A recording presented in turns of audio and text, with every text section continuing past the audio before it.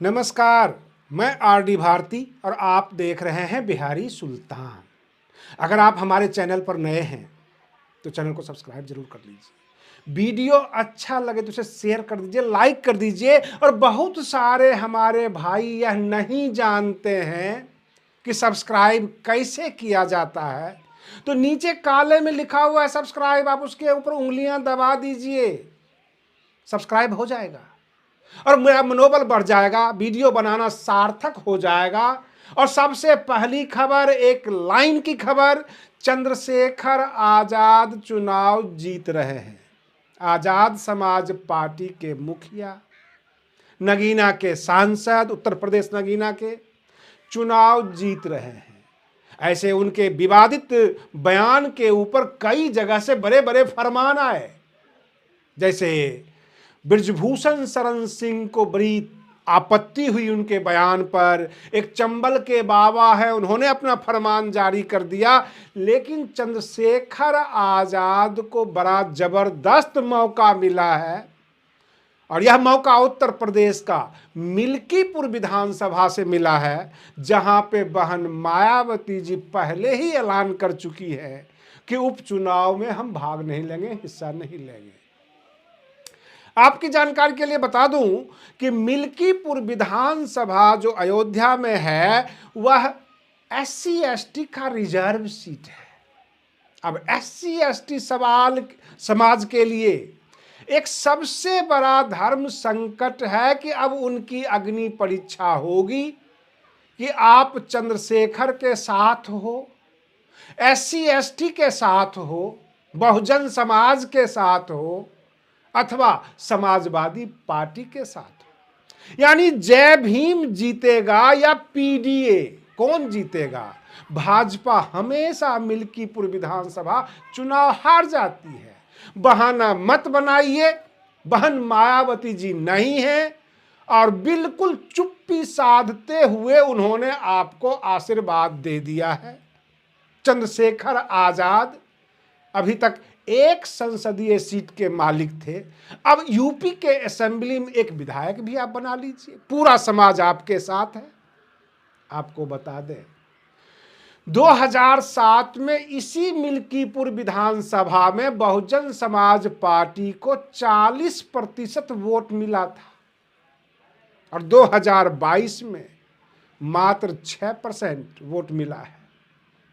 जो जाहिर सी बात है कि आप यह नहीं कह सकते कि बसपा के लोगों ने हमको वोट नहीं दिया। मात्र 6% बहन मायावती जी को वोट मिला था 2022 में।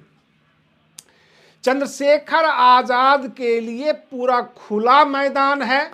नीला झंडा, नीला गमछा, आप मिल्कीपुर विधानसभा को नीला नीला कर दीजिए और समाजवादी पार्टी के मुखिया अखिलेश भैया, यानी आपके अखिलेश भैया से दो दो हाथ करके जीत के दिखा दीजिए। बहन मायावती जी का पूरा आशीर्वाद आपके साथ है। ऐसा ही मामला बन चुका है उत्तर प्रदेश के मिल्कीपुर विधानसभा का। बहन मायावती जी का 100% ध्यान केंद्रित है दिल्ली विधानसभा पर।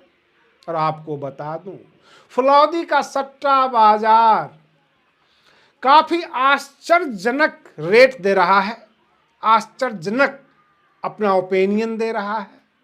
वो ये कह रहा है कि केजरीवाल सरकार यानी अरविंद केजरीवाल बहुमत आते आते रुक जाएंगे।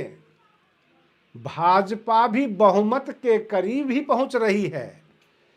इसका मतलब ये हुआ कि 1-2 सीट कांग्रेस को आ जाएंगे और 1-2 सीट बसपा को भी आ जाएंगे। क्या बहन मायावती जी दिल्ली के विधानसभा चुनाव में किंग मेकर बनने जा रही हैं? और अगर किंग मेकर बनेंगी तो मैं अपने दर्शकों से जानना चाहता हूं वो किसको किंग बनाएंगी, भाजपा को, कांग्रेस को अथवा आम आदमी पार्टी को? किंग मेकर तो उनको बनना है। हालत खराब है। अरविंद केजरीवाल जय भीम भी कहते हैं, डॉक्टर भीमराव अंबेडकर का सबसे बड़ा भक्त अपने आप को मानते हैं। बहुत सारे उन्होंने योजनाएं भी शुरू की। लेकिन आकाश आनंद अपनी रैलियों में अरविंद केजरीवाल की 100 कमियां गिनाते हैं और यह जायज भी है, क्योंकि सत्ता में तो अरविंद केजरीवाल है, सत्ता में भाजपा भी नहीं है वहां पर दिल्ली सरकार में, और सत्ता में कांग्रेस भी नहीं है और हालत खराब है। तो आकाश आनंद आम जनता को संबोधित करते वक्त किसके खिलाफ बोले? जो सत्ता में होगा उसी के खिलाफ बोलेंगे। लेकिन मामला जो है बहुकोणीय हो गया है, या यूं कह लीजिए त्रिकोणीय हो गया है। बहुकोणीय इसलिए नहीं कह सकते कि कांग्रेस की कोई लहर नहीं है। हाँ, भाजपा टक्कर दे रही है, अरविंद केजरीवाल टक्कर ले रहे हैं, दे रहे हैं, परंतु इन दोनों को बहुजन समाज पार्टी भी टक्कर दे रही है। लेकिन बहुजन समाज पार्टी इतनी मजबूत भी नहीं है दिल्ली में कि सत्ता में आ जाए। सत्ता में आने के लिए काफी समय भी लगेगा, परिश्रम भी ज्यादा है और बहुत सारी बातें हैं। परंतु Bahujan Samaj party king maker बनेगी। तो चुनाव के बाद हमारे दर्शक बहन मायावती जी को बहुत अच्छी तरह से पहचानते भी हैं, समझते भी हैं, स्वभाव नेचर सब कुछ समझते हैं। वो किसको किंग बनाएंगी, अरविंद केजरीवाल को अथवा भाजपा को? ये धर्म संकट होगा। उधर चंद्रशेखर आजाद मिल्कीपुर विधानसभा अगर चुनाव जीत लेते हैं तो SC ST का रिजर्व सीट है, और हम ठोक के कह सकते हैं SC ST समाज, बहुजन समाज अथवा जय भीम समाज चंद्रशेखर आजाद को समर्थन दिया, सपोर्ट किया, और ये सब एक हैं, अपने कैंडिडेट को चुनाव जितवा लिया। बहुजन समाज पार्टी हो अथवा आजाद समाज पार्टी हो, दोनों कार्यकर्ताओं ने कोई भेद नहीं रखा और चंद्रशेखर आजाद को एक विधायक दे दिया। अगर चंद्रशेखर आजाद चुनाव हार जाते हैं, मिल्कीपुर विधानसभा की बात कर रहा हूं, उत्तर प्रदेश की, अयोध्या की, और समाजवादी पार्टी चुनाव जीतती है, तब क्या कहा जाए? क्या SC ST का जो वोट है उसको अखिलेश यादव ले जाते हैं? PDA का फॉर्मूला, और उत्तर प्रदेश की जनता डॉक्टर भीमराव अंबेडकर को नहीं मानकर डॉक्टर लोहिया को मानने लग गए हैं। लोहियावादी है समाजवादी पार्टी। ये और बात है कि जब चुनाव आता है तो चुनाव के वक्त सबके सब जय भीम कहने लग जाते हैं। अभी दिल्ली के अंदर जय भीम का नारा जबरदस्त होगा, संविधान की दुहाई जबरदस्त देंगे, चुनाव खत्म, जय भीम के नारे भी खत्म।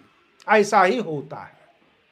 अब प्रश्न ये उठता है कि मिल्कीपुर विधानसभा में चंद्रशेखर आजाद की अग्नि परीक्षा है। लोग पूछेंगे, लोग ये कहेंगे कि बहन मायावती जी वहां पर नहीं थी, SC ST का रिजर्व सीट पर आपने चुनाव लड़ा, आप अखिलेश भैया बहुत ज्यादा करते थे, आप बड़ी बड़ी बातें करते थे, बताइए आप भाजपा के हाथों बिके हैं अथवा सपा के हाथों बिके हैं, चुनाव क्यों हारे?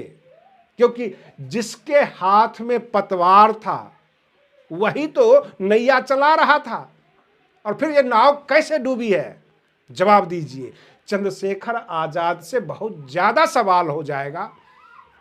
इसलिए आजाद समाज पार्टी के कार्यकर्ता चंद्रशेखर आजाद अपनी पूरी ताकत को झोंक दें, और बहन मायावती जी जब किसी अन्य दल का प्रचार करने नहीं जाती हैं, अपना दल खुद उनका प्रचार नहीं करती हैं, तो आपके लिए क्यों प्रचार करें? यह उम्मीद छोड़ देनी चाहिए कि बहन मायावती जी ये कहें, ट्वीट करें कि चंद्रशेखर आजाद के पार्टी को वोट दे दो। ऐसा नहीं होगा। अपने कैंडिडेट के लिए भी वो प्रचार करने ही नहीं जाती, अपने कैंडिडेट के लिए नहीं बोलती। किसी अन्य पार्टी, यहां तक गठबंधन में भी 1-2 बार स्टेज शेयर किया अखिलेश यादव जी के साथ, मुलायम सिंह यादव जी के साथ, ऐसे वो स्टेज भी शेयर नहीं करती। लेकिन आपके लिए खुला मैदान अगर छोड़ दिया है तो बहन मायावती जी का पूरा आशीर्वाद आपको मिल गया है। अब आपकी मेहनत और अग्नि परीक्षा देखनी है। और इसलिए कह सकता हूं, बिल्कुल विश्वस्त तरीके से कह सकता हूं कि चंद्रशेखर आजाद को बहन मायावती जी का आशीर्वाद मिल गया है। अब उनको मेहनत करना है, चुनाव जीत कर दिखाना है, उत्तर प्रदेश के असेंबली में भी अपने विधायक को चुनकर भेजना है। आज के लिए बस इतना ही। आप बने रहिए बिहारी सुल्तान चैनल पर। हम फिर मिलते हैं अगले वीडियो में। तब तक के लिए धन्यवाद।